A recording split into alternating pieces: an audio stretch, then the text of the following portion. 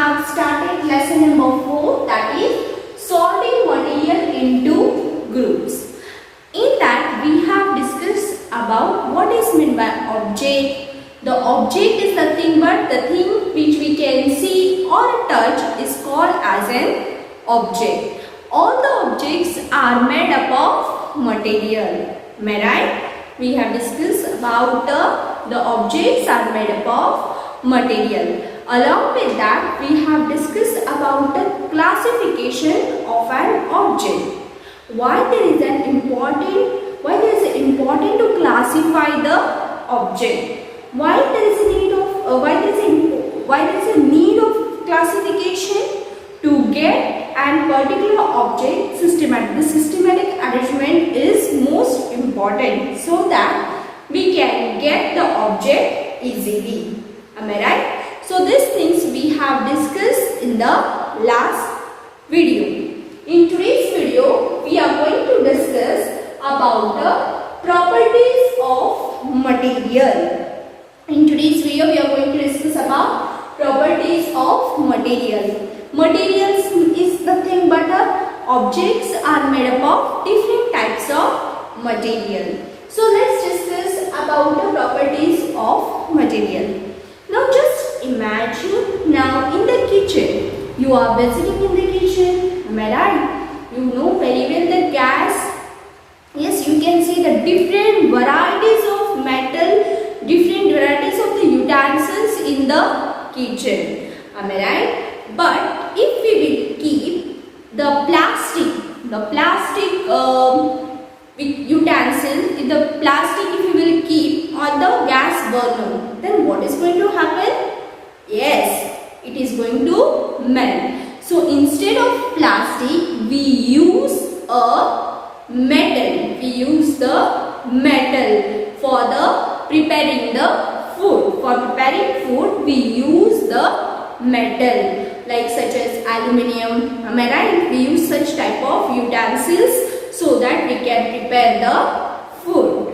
Yes. So according to why there is a need of this, see, if we so the properties, so we should know the properties of material. We should know the properties of materials, which instrument can use so that it cannot catch the fire. If we will use the plastic, it is going to catch the fire. Am I right? So instead of plastic, we are using the aluminium or the steel we are using for the preparing food. Am I right?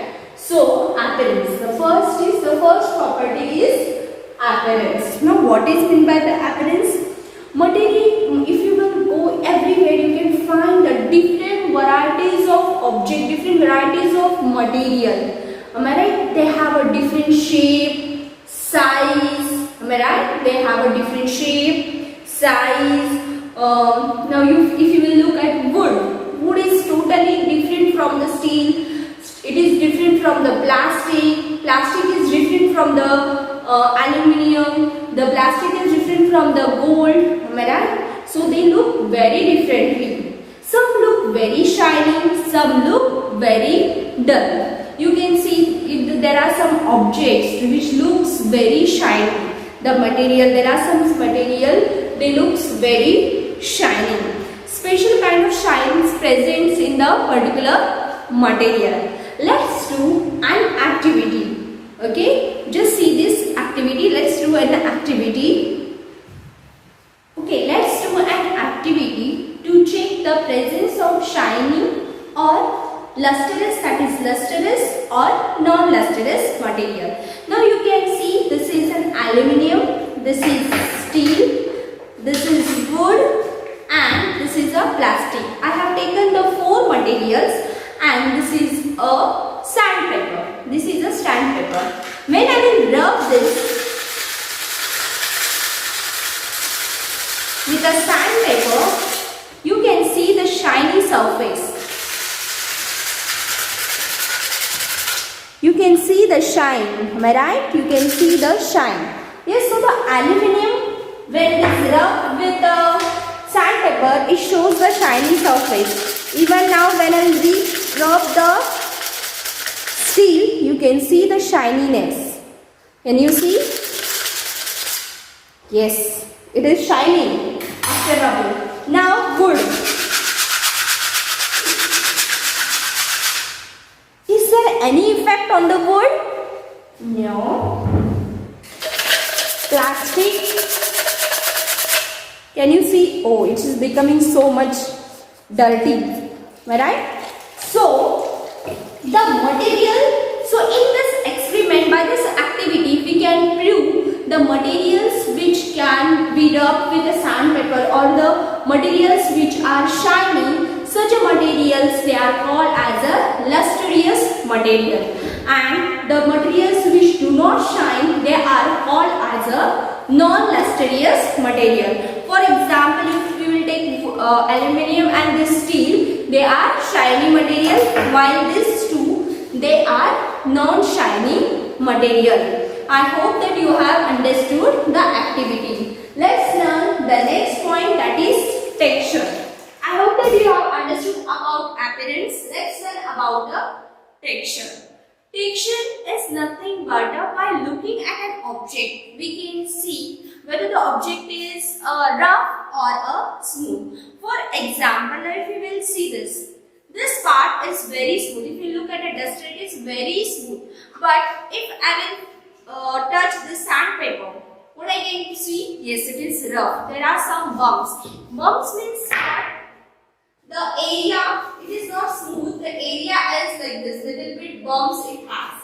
It has a little bit up and down. So they have the bumps. So such a surface is called as a rough. And the surface, now if I will put the hand on this, I can get a smoothness. Am I right? See, even this table, the table I can feel, if I will touch this plain table, I can feel little bit smoothness. There is no bumps on that table. So such a surface is called as a smooth surface. The texture can be identified by the rough or the smooth surface. Are you getting this? So this is the second property of material. Then let's move to the third property, that is hardness. Hardness means what? See, the duster is the best example for it, because see, in this one side there is one little bit sponge, right? So hardness means what? If I will touch this, it is getting some compress. Yes, this duster is getting compressed. So the material which get compressed, they are called as a soft material. They are called as a soft material. While the material which do not compress, now if you will look at this wood, now I am pressing it, whether it is getting compressed? No. So such a material, they are called as a hard material. Such a material, it is called as a hard material. I hope that you have understood about this three: appearance, texture and hardness. So appearance means you can see the different varieties of the material around you. We can see the different varieties of the material around us. Some, but they are in different shape, size, their properties are totally different. So we are discussing the properties of material. Appearance, texture, whether the object is rough or smooth, hardness, soft or hard. Then the next property is soluble or insoluble. Now there are some material which can be soluble in the water. There are some materials which cannot get soluble in the water. Let's do the activity of the solubility of the solid in water. Now there are some, we have learned in the class weight the three states of matter: solid, liquid and gas. Am I right? So solid, the substance which can be the solid substance which can be dissolved in water, they are called as a soluble. And the soluble and the substance which cannot dissolve in water, they are called as insoluble. I will show the activity so that it will get clear for you what is meant by the solubility of the solid, solubility of the liquid and solubility of the gases. Let's do an activity. Now you can see this is a salt, this is rice and this is a chalk powder. Okay. So I'll add some water in this. Now I will add some sugar crystal.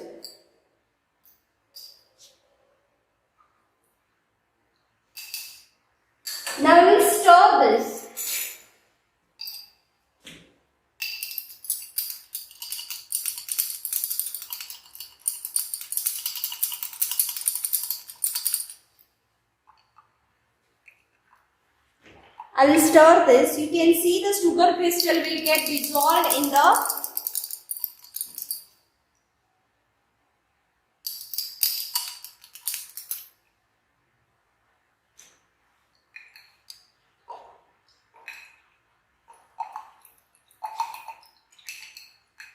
you can see the sugar crystal, some sugar crystals are getting dissolved in the water.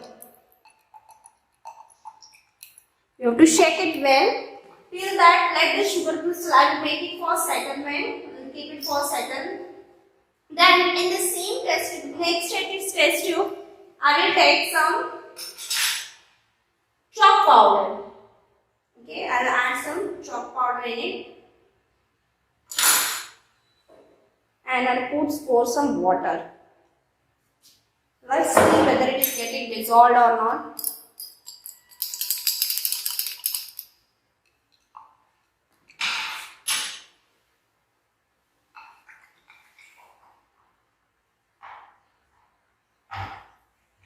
So in one test tube I have taken the sugar, and in one test tube I have taken the crystal or chalk powder. So let's see whether our activity will get. So if you will look at the sugar crystals, they are getting dissolved. Can you see this? It is getting. But if you will look at the chalk powder, you can see it is settled down. It does not get dissolved properly. Only the color of it has came up, but all the chalk powder has been settled down. Can you see this? So we can conclude that. So we can conclude by saying this activity: the sugar can dissolve in water. The sugar can dissolve in water, while the chalk powder cannot get dissolved in the water. So there are some solids which can easily get dissolved in water, and there are some solids which cannot get dissolved in water. So this was about the solid. Now let's perform for the solubility of the liquid. So I have taken in one bowl I have taken the oil, and in one oil I have taken the alcohol. Okay, I have taken the oil. In second I have taken alcohol, and I have taken oil. Let's do an activity whether the liquids can dissolve in water. See, water is also a liquid. Let's see, even the milk can get dissolved in water.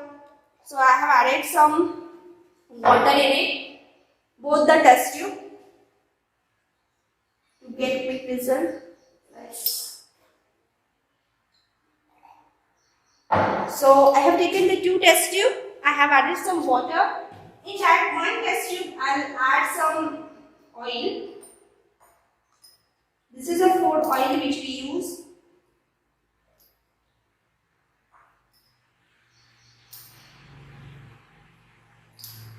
Okay, and in one I will take that alcohol.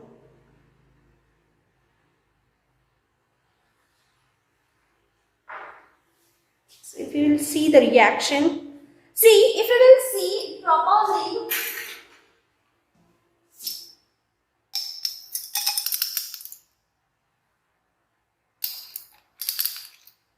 if you will look at this, you can see the water. You can see the two layers. That is one, this is a water, and this is a liquid, that is which I have put the food oil. So the liquid, that is oil, does not get dissolved in the water.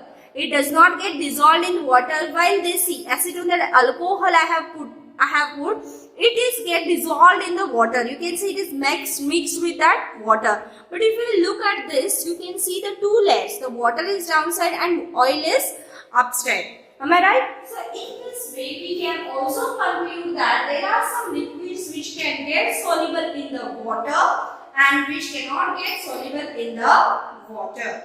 Are you getting this? I hope that you have understood the activities related to this food about the solubility of the liquid and solubility of the solids. We have performed the two activities. How some solids get dissolved in water, some does not get. While some liquids get dissolved in the water, some liquid does not get dissolved in the water. And the last point is the solubility of the gases in water. The best example for you, it is now you can see there are some plants and animals which lives under the water. They lives under the water. For example, fish. They take the oxygen which is dissolved in water. Now, oxygen is a gas. Oxygen is a gas which they take the oxygen which is dissolved in water. Even there are some plants, they take the oxygen dissolved in water. Are you getting this? So these are some examples there which they get soluble. There are some gases, some liquids, some solids, they get dissolved in the water. But there are some gases which do not get dissolved in water. For example, marsh gas, that is methane gas, hydrogen gas, they do not get dissolved in water. I hope you have understood these 4 properties. In the next video, we are going to discuss few more properties, that is states of matter, transparency. We are going to see in the next video. So watch the video carefully. Let's understand the properties of all the material. And if you have any doubt, you can ask me.